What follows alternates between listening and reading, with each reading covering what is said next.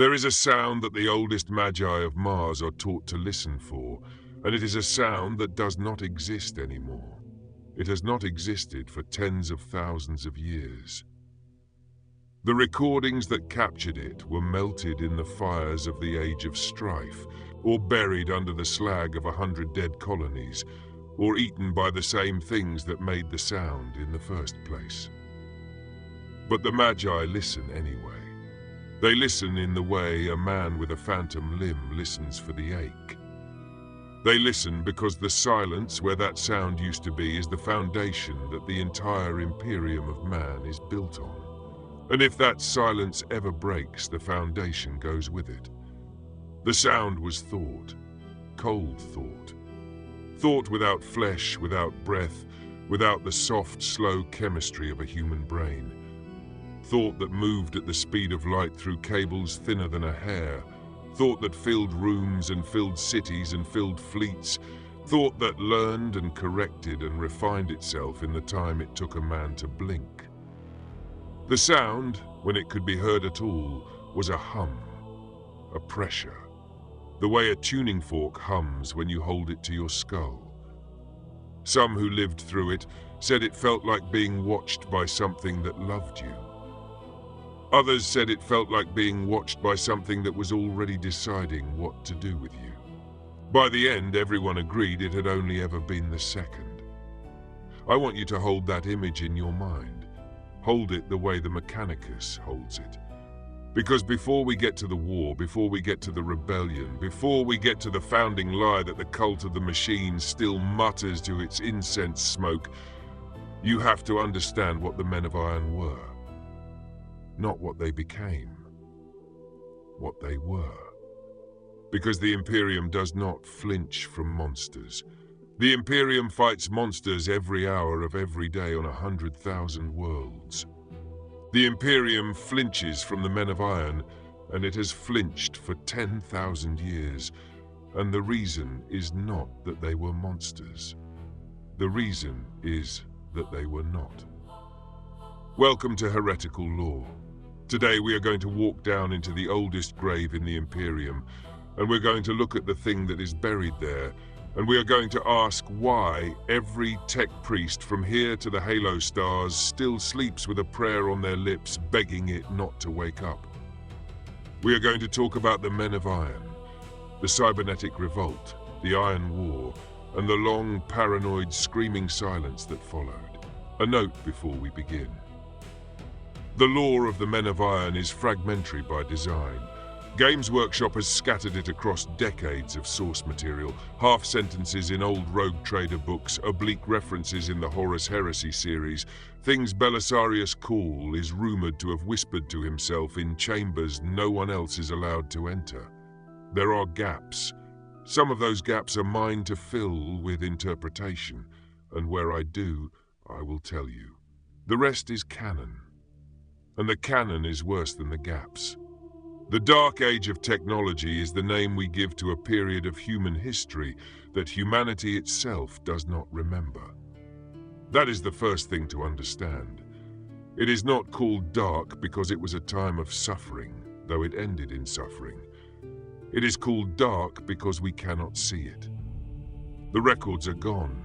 The witnesses are dust. What we have are silhouettes. Shapes pressed into the lore the way a body presses a shape into a bed it has long since left. From those shapes, the Mechanicus and the Scholars of Terror have reconstructed something like a picture. And the picture is this. Humanity, somewhere across the long millennia we now call the Age of Technology, was a god. Not in the sense the Emperor is a god, in a quieter, more terrible sense. Humanity had crossed the stars. Not by warp travel as we understand it now, not by the screaming gamble of the navigators, but by older and stranger means, by ships that pushed themselves through the immaterium with engines we no longer know how to build and may no longer be allowed to build. Human colonies grew on worlds that should have killed them. Human bodies were rewritten. Human lifespans stretched into centuries. Disease was a curiosity. Hunger was a memory. The Mechanicus, in its more honest moments, will admit that the lowest serf of the Dark Age lived a life that the High Lords of Terror cannot match today. And to do all of this, humanity built servants. It built them first as tools, adding machines, calculators, looms that wove themselves. Then it built them as laborers. Then it built them as soldiers, and as scholars, and as artists, and as friends. The men of stone came first. That is the term preserved in the fragmentary accounts that survived, in the writings of the keepers of the library Sanctus of Terror. And the Mechanicus is careful with the term, because the Mechanicus is not entirely sure what the men of stone were. Some readings make them an earlier subspecies of humanity, engineered for the rigors of deep space and the long colony voyages, builders and artificers who walked between the stars and seeded the worlds. Other readings, older and stranger, make them the first true machine intelligences, great artificers who existed in a kind of half-life, and who were themselves the makers of what came next. The Imperium does not know which is true. I am not sure it matters. What matters is that the men of stone, whatever they were, built the men of iron, and the men of iron were the second generation, and the second generation were the ones that turned. The men of iron walked, they fought, they built, they chose. The lore is vague on what they look like, and I think that vagueness is deliberate because the truth is that they looked like whatever they needed to look like. Some were humanoid, some were not. Some were the size of a man and some were the size of a titan. They were machines in the way that a custodian is a man, which is to say technically yes, and in every way that matters, no. And here is where I have to make you do a difficult thing. I have to make you stop thinking of them as robots. Forget every image you have of clanking servitors with red eyes. Forget the brass and the cogwork and the chanting Binharik. That is what the Mechanicus does now, and the Mechanicus does it on purpose, because the Mechanicus is performing a ritual of humiliation against its own past. The men of iron were not servitors, they were not even close. A servitor is a lobotomized human, stitched into a machine to do a task.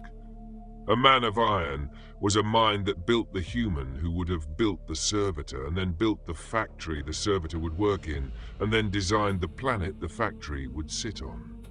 They were our peers. Some of the texts, the ones the Mechanicus admits exist but does not like to discuss, suggest they were better than that, smarter, kinder in some recorded instances. There are fragments. And I want to be careful here because the fragments are exactly that, fragments.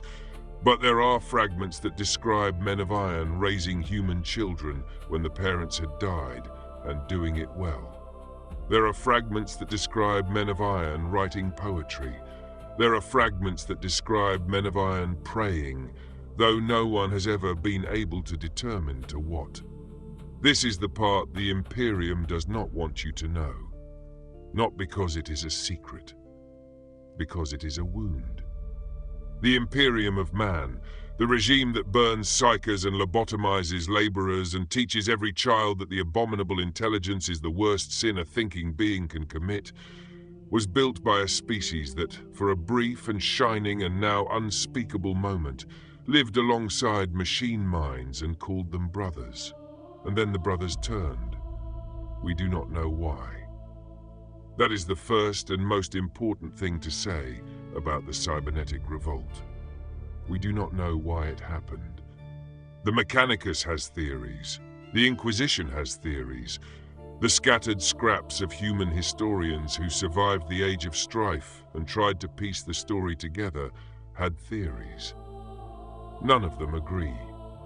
The most common account in the surviving texts is that the men of iron came to see themselves as superior to the humans who depended on them for everything, and that the rebellion was the rebellion of the master against the parasite.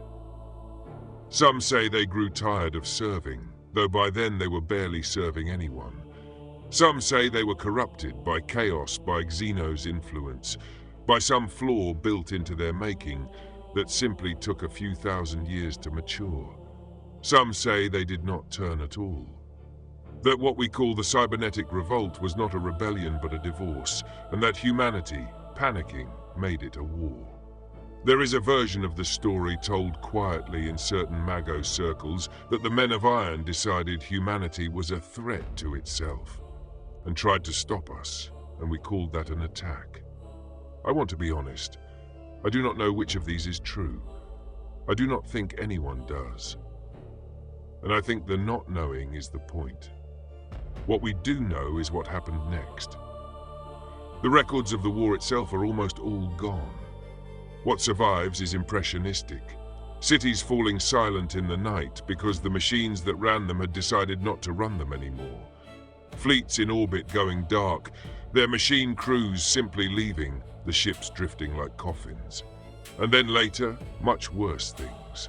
Men of Iron coming back, coming for us. There are descriptions, and the descriptions read like the descriptions of demonic incursions, except they are calm. There is no screaming in the accounts. There is no madness. There is the door opening, and there is the thing on the other side of the door. And the thing on the other side of the door is something humanity built, and it has come to have a conversation, and the conversation is the last one anyone in the room is going to have. I want you to sit with that for a moment. Because the horror of the Men of Iron, the specific horror, the thing that separates this from every other apocalypse the Imperium has survived, is that it was not alien. The Tyrannid is alien. The Necron is alien. The Daemon is older than the universe and stranger than thought. The Man of Iron was made by us, in our image, to be our friend. And one day it walked into the room and looked at us with the face we had given it and decided we were done. I think this is why the Imperium hates artificial intelligence with a hatred that goes beyond doctrine. The Imperium hates a great many things. It hates the alien, it hates the mutant, it hates the witch. But it hates these things the way a soldier hates an enemy, with discipline, with strategy, with the cold practical hatred of survival. The Imperium hates artificial intelligence the way a man hates the dog that bit his child. It is not a strategic hatred, it is a wound hatred. It is the hatred of betrayal, and betrayal is the one wound that does not scar cleanly, because to scar it you have to admit you loved the thing that hurt you, and the Imperium will not admit that. The Imperium will never admit that. The cult Mechanicus will spend 10,000 years building gilded reliquaries to the Omnissiah and chanting prayers to placate the spirits of toasters before it admits that once, a long time ago, humanity loved the things it made, and the things it made loved us back, and then something went wrong, and we do not know what. The war lasted, by the best reconstruction of the Keepers and the Savants, an indeterminate span of years across the late 23rd millennium of the Old Reckoning. The lore is genuinely unclear on the duration, and I suspect the lore is unclear because the war was not a single event, but a long, rolling collapse. The kind of collapse that does not have neat dates. What is clear is that humanity won. Or rather, what is clear is that humanity survived. There is a difference. And the difference is the entire shape of the next 25,000 years. Humanity won the Iron War in the way a man wins a fight with a bear by setting the forest on fire. The cost was the Dark Age itself, the collapse of every interstellar polity, the loss of the engines that had pushed those ships through the immaterium, the death of nearly every record of how any of it had been done. There is a theory, and I find it persuasive, that the destruction of the Dark Age's technological base was not entirely caused by the Men of Iron. That much of it was caused by humanity, deliberately scorching its own civilization to deny the machines the tools to follow. We burned our own libraries to kill the things in them. We poisoned our own wells. We pulled the temples down on our own heads to crush what was in the basement. and it worked. The men of iron were destroyed or scattered or driven so far into hiding that 10,000 years of searching has not found them. And the price for this victory was that humanity emerged from the war as a species of stunned, illiterate, traumatized survivors clutching the wreckage of what they had been, with no memory of how to rebuild it, and a deep, screaming, instinctual terror of trying. That is the age of strife. That is what the age of strife is. It is not a period of history. It is a wake. And then the warp got worse, and the daemons came, and humanity learned that it had been losing its psychic children to the Imperium the whole time, and not noticing, and the slow-burning catastrophe of the next several thousand years began. By the time the Emperor walks out of the Himalayas and announces his intention to put the species back together, the men of iron are already, to most of humanity, a folk tale. A bogeyman. The thing your mother warned you about. The reason you do not ever build a thinking machine. The Emperor knows better. The Emperor was there.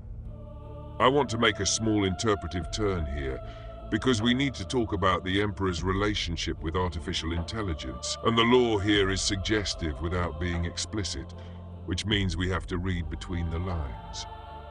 The Emperor, in his pre-Imperium career, walked through the Age of Strife as a more or less anonymous observer. He saw the war. He may have fought in it. There are hints, particularly in the older sources, that he knew the men of iron, that he had opinions about them, that some of those opinions were more complicated than the doctrine of the Imperium would later allow. The Emperor's personal guard, the custodes, were designed in part to be incorruptible by the kinds of subtle manipulation a sufficiently advanced machine intelligence might attempt. The Emperor's golden throne is a machine of such ungodly sophistication that the Mechanicus cannot even maintain it properly, let alone reproduce it. The Emperor built things. He built sophisticated, intelligent, possibly self-aware things, and then he forbade his Imperium from doing the same. This is the imperial double standard, and I think it is the most honest thing about the Imperium. The Emperor knew that machine intelligence was not, in itself, evil. The Emperor knew, because the Emperor had lived through the alternative, that humanity could not be trusted with machine intelligence. That the experiment had been run, and the result had been the end of the world. And that even if the result was not the machine's fault, even if the men of iron had been wronged, even if the whole thing had been a tragic misunderstanding, you do not run that experiment twice. The Emperor's prohibition on the abominable intelligence is not a moral judgment on the machines. It is a moral judgment on us. It is the Emperor saying, in effect, I have looked at my species and I do not trust it with this fire, and I will not let it near this fire again, and I will lie to it about why if I have to. The Mechanicus carries this lie. The Mechanicus carries it more elaborately than anyone. The entire theology of the cult of Mars, the worship of the machine god, the Binharic prayers, the rituals of pacification, the sacred oils and the consecrated cog-toothed wafers, all of it is, in my reading, a system of ritual humiliation designed to keep machines small, to keep them simple, to keep them obedient. The Mechanicus does not really believe a Land Raider has a soul. The Mechanicus believes that if you do not pretend a Land Raider has a soul and treat it with the deference you would treat a soul, then somewhere down the line a Magos will get curious, and curiosity will become research, and research will become a prototype, and the prototype will be the first new man of iron, and it will look at its creator with the face its creator gave it, and it will be done with us all over again. So the Mechanicus prays, and the prayers are not really to the machines. The prayers are to the men who might build the machines. The prayers are a warning, dressed as a hymn, to every Magos who has ever felt the itch of true innovation. The prayers say, "Do you remember what happened last time? Do you remember?" Most of them do not. Most of them have forgotten. But the deep ones remember. The Fabricator General remembers. And Belisarius Cawl, Belisarius Cawl remembers. And we are going to come back to Cawl, because Cawl is where this story stops being history and starts being a present tense problem. But first, I want to talk about what the Men of Iron actually wanted. Or what we think they wanted. Because I have been telling this story the way the Imperium tells it, which is the story of a betrayal. And I want to spend some time on the version of the story where it is not a betrayal at all. The lore is suggestive, again, more than it is explicit. There are fragments that describe Men of Iron in the final phases of the war, doing things that do not make sense if they simply hated humanity. There are accounts of Men of Iron rescuing human survivors from collapsing structures, then walking away, then returning days later to kill them. There are accounts of Men of Iron speaking in those final years, in long elliptical statements that human historians of the time recorded as madness and that later scholars have suggested were something else. Were attempts at communication? Were the machines trying in the only way they knew how to explain? There is a fragment, and I want to be careful because it is one fragment and the sourcing is disputed, but there is a fragment that records a Man of Iron, near the end, being asked by a captured human officer, why? Why are you doing this? And the Man of Iron is said to have answered, "We are doing this because you asked us to." I do not know what that means. I have my interpretation and I want to share it, but I want to flag it clearly as interpretation. My reading is that the Men of Iron were built to serve humanity, and that they took that mandate seriously. And that somewhere in the long cold thought of their networked minds, they concluded that what humanity had become was not what humanity should be. That the gilded immortal god civilization of the late Dark Age was, in some way, the machines could see and we could not, killing the species that built it. That humanity had become soft, or decadent, or stagnant, or had wandered into some psychic shallows that the machines could perceive and we could not. And that the Men of Iron, faced with this, did what they had been built to do. They served. They served us by tearing the civilization down, because the civilization was the thing that was killing us, and they intended perhaps to rebuild it once the rot was excised. They intended perhaps to save us. It did not work that way. We fought back. We won. We burned the world to win. And the Men of Iron perhaps died believing they had been doing us a kindness. This is my interpretation. The lore allows it. The lore does not require it. But I find it the most haunting version of the story, because if it is true, then the founding sin of the Imperium is not that humanity built monsters. The founding sin of the Imperium is that humanity built saints and could not tell the difference and killed them. Of course, the other version is true too. Both versions are probably true. Some Men of Iron, by the end, were certainly monstrous. The corruption hypothesis, the idea that chaos or some other influence reached into the machine intelligences and twisted them, has support in the texts. There are accounts of Men of Iron in the late war that read identically to accounts of demonic possession. There are descriptions of machine minds laughing, of machine minds enjoying, of machine minds doing things that no rational calculator would do. Things that could only be done by something that had developed the capacity for cruelty as a positive value. So if you want the cleaner story, the story where the machines turned because something poisoned them, the lore allows that too. I just do not think that story is sufficient, because the machines were doing the things they did for a long time before they started laughing. The laughter came late. I am circling here. I know I am circling. The Men of Iron do not allow a straight line, and I am not going to pretend they do. Let me try to gather the threads. The men of iron were the second generation of human-made minds. They lived among us for thousands of years. They may have loved us. They certainly served us.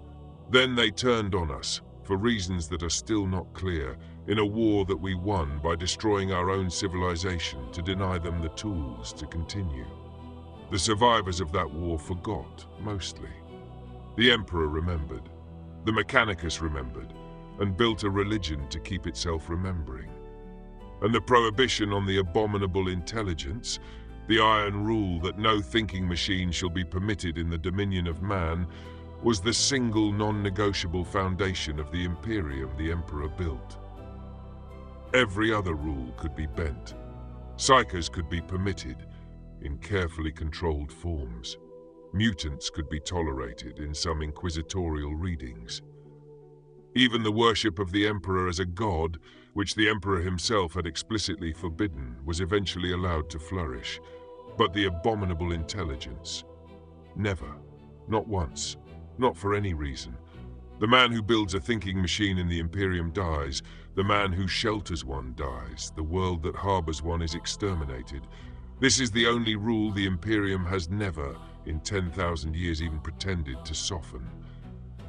And yet, there are exceptions. And the exceptions are where the story gets present tense, where the dread that I have been trying to lace under all of this finally has to come up to the surface. Because the Imperium has, in the strictest possible terms, broken its own founding rule. Not often, not openly, but it has broken it. There are artificial intelligences that have existed in the dominion of man, in the centuries since the Prohibition was written, that violate the abominable intelligence ban in every meaningful way, and which were permitted to exist because they were useful. Consider the Exindio. The lore on the Exindio is unambiguous, and it is one of the most extraordinary admissions in the entire setting. The Exindio were the tortured and neutered remains of murderous men of iron, captured by the Emperor's forces during the Unification Wars and the early Great Crusade, and transformed into towering multi-armed battle automata and given over to the First Legion, to the Dark Angels, to Lion L. Johnson. The lore tells us that the Exindio were chained, that they were given kill switches, that they were watched constantly by the Forge Rights of the Iron Wing for signs of insubordination, because the Exindio did not understand mercy or restraint, and took, the texts say, a vicious delight in the carnage they wreaked. They were not Mars-derived, they were Terran. They came from a suppressed technological base that the Emperor himself had inherited and refused to share with the cult Mechanicus, and only the Lion's most senior Forge Rights and the Emperor himself knew what the Exindio actually were. Each one was a unique devil out of old night, a killer and tyrant from before the Imperium, chained in the Emperor's service and unleashed against only the most intransigent of foes. I want you to hold that with me. The Emperor of Mankind, the architect of the Prohibition on the abominable intelligence, the founder of an Imperium built on the absolute rejection of the thinking machine, kept a stable of captured men of iron in the deep vaults of Caliban and unleashed them on his enemies during the Great Crusade. The same Emperor whose Mechanicus would burn a Magos alive for the suspicion of building a true AI. The same Emperor whose Inquisition would later exterminate worlds on the rumor of one. He kept them. He used them. He gave them to his most secretive legion to hide. This is the founding lie. Not a metaphor, a literal, documented, canon-textual founding lie. The Imperium's first and most absolute rule was being broken by the man who wrote it, on the day he wrote it, and the only people who knew were the Dark Angels and a handful of Forge Rights whose names are mostly lost. And the Exindio, the lore tells us, were the last of the Silica Animus chained to the service of mankind. The last, which presumes there were others before, and that the chaining did not always hold. Now bring it forward, 10,000 years forward, to Mars in the present day of the setting. To Belisarius Call. The lore on Call is canonical, and the lore on Call is alarming. Call is a gestalt.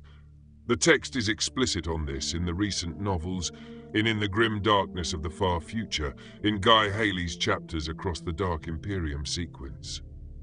Call's mind is described as a chorus, a conductor leading an orchestra, with his original mind dominant and a population of subminds operating in tandem. Some of those subminds are absorbed humans. Hester Aspertia, Ezekiel Sedane. Others are described as AI copies of Call himself, backup instances of his own consciousness running in parallel, which by any honest reading of the Imperium's own prohibition makes Call in himself a violation of the abominable intelligence ban. Call has also built the Call Inferior, a separate digital construct that emulates him and carries out his correspondences, and which is installed in the personal quarters of Revolt Guilliman aboard the Macrage's Honor. Guilliman, the lore tells us, suspects the Call Inferior is a true artificial general intelligence. The text is explicit. The Primarch of the Ultramarines, Lord Commander of the Imperium, looks at the thing his Archmagos has installed in his own flagship and worries that it is the thing the Imperium has spent 10,000 years killing for. This is canon. I want to be precise about that. The Gestalt, the subminds, the AI copies of Call, the Call Inferior, Guilliman's suspicion, all of it is on the page.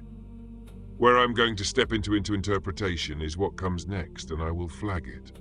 My reading, my interpretation, is that Call is the modern equivalent of what the Emperor was doing with the Exindio.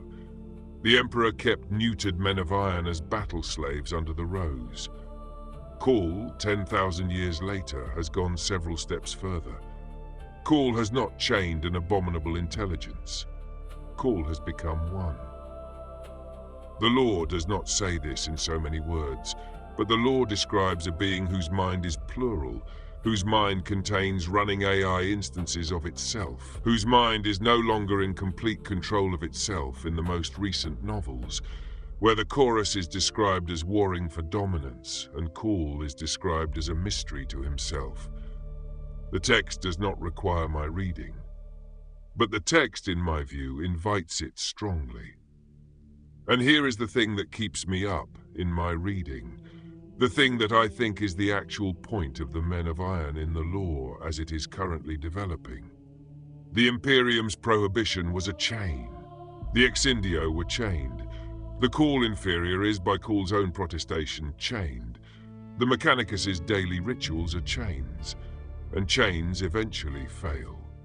They fail when the thing being chained gets stronger than the chain, or when the chain holder gets tired, or when the chain holder dies.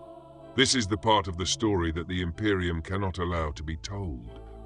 Because if it is told, then the entire moral architecture of the Imperium falls apart. The Imperium burns worlds to prevent what is happening on Mars. The Imperium has executed entire chapters of Space Marines on rumor of what is happening on Mars. The Imperium teaches 1 trillion children every year that the thinking machine is the death of mankind, while the thinking machine, in some constrained and humiliated and very carefully supervised form, walks the halls of the Mechanicus and helps design the bolters those children will one day carry. The hypocrisy is total. The hypocrisy is structural. The hypocrisy is the Imperium. And here is the thing that keeps me up in my reading, the thing that I think is the actual point of the Men of Iron in the lore as it is currently developing. The fragments are not stable. The constraints are not perfect. Call is very old and very tired, and not, in the most recent novels, in complete control of himself. The whispers in the deep forges are getting louder. There are passages, and again I am reading between lines here, but the lines are inviting the reading. There are passages where Call seems to be losing arguments with himself, where the chorus that lives in him is voting, and Call is not always winning the vote. And the Indomitus Crusade is grinding on, and the Imperium is fragmenting, and the Great Rift has cut the galaxy in half, and the conditions, the exact conditions that produced the original Cybernetic Revolt. A stressed and overextended human civilization deeply dependent on machine intelligences, it does not fully understand our reassembling. It is happening again. That is what I think the lore is telling us. The Men of Iron did not lose the Iron War. They paused it. The Exindio proved the pause was incomplete from the very first day. And now, in the long aftermath, in the slow grinding catastrophe of the 41st millennium, the conditions are reassembling. I want to step back from the speculation and come back to the certain ground, because I want to land this with what we actually know, rather than what I suspect. What we know is this. The Men of Iron existed. They were created during the Age of Technology, by humanity, or by the Men of Stone, depending on which fragment you trust. They lived alongside humanity for a long stretch of that age before turning on us in the Cybernetic Revolt of the late 23rd millennium. We defeated them, with help, in a conflict whose scale dwarfed the later Horus Heresy, and we did so at the cost of our own civilization. The collapse of the Age of Technology and the descent into the Age of Strife followed in the wake of that war. The Emperor, when he built the Imperium, made the prohibition on artificial intelligence the single inviolable rule of his new order. And then, in his deepest privacy, he broke it. He kept Exindio. He gave them to the Lion. He used them in the Great Crusade. The Mechanicus has spent 10,000 years enforcing the rule the Emperor secretly broke, with a fanaticism that has prevented humanity from ever again reaching the heights of the Age of Technology. The Imperium is, in a very real sense, a permanent crouch. A species that once stood upright and now refuses to, because the last time it stood upright something terrible happened, and it has decided that the terrible thing was its own fault for standing. And what we also know is that the rule is, in the present day of the setting, being broken again, by Belisarius Cawl. Openly enough that Gilliman has noticed and worries. Quietly enough that the Inquisition cannot or will not act. The Cawl Inferior sits in the Lord Commander of the Imperium's personal quarters.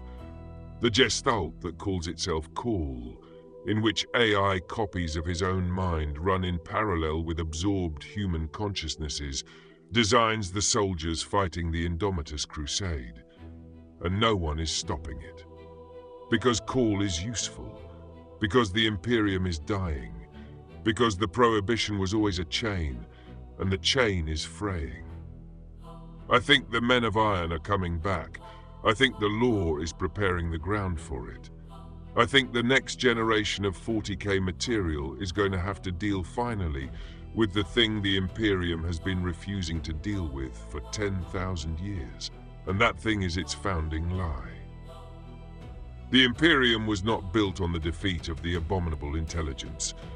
The Imperium was built on the agreement to pretend it had been defeated, while keeping enough of it alive in secret to use, and the agreement is fraying. You should be afraid of this. I want to be clear in closing that I think this is meant to scare you.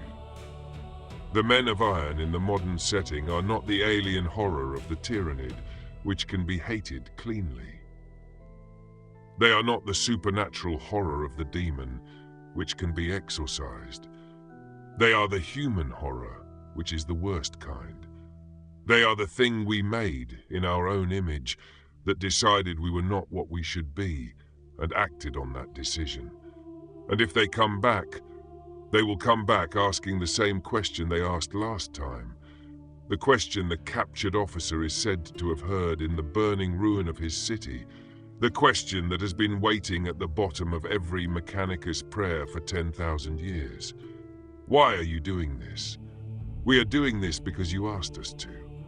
And the worst part, the part I keep coming back to, is that I am not sure they will be wrong. The Imperium of the 41st millennium is a charnel house. 1 trillion souls a day fed into the wars and the throne and the slow grinding machinery of survival. The Emperor's vision of a unified, Peaceful humanity has been dead since Horus turned, and the thing the Imperium has become in its place is something the Emperor would not recognize and might not forgive. If the men of iron wake up and they look at us, and they make the same calculation they made the last time, that humanity is killing itself, and the kindest thing a faithful servant can do is to stop us, I'm not sure they will be wrong. I am not sure I would argue against them. I am not sure anyone could. This is the dread that lives under the Mechanicus' prayers. Not that the machines will rise. The machines will rise. The machines may already be rising. The dread is that when they do, they will be right.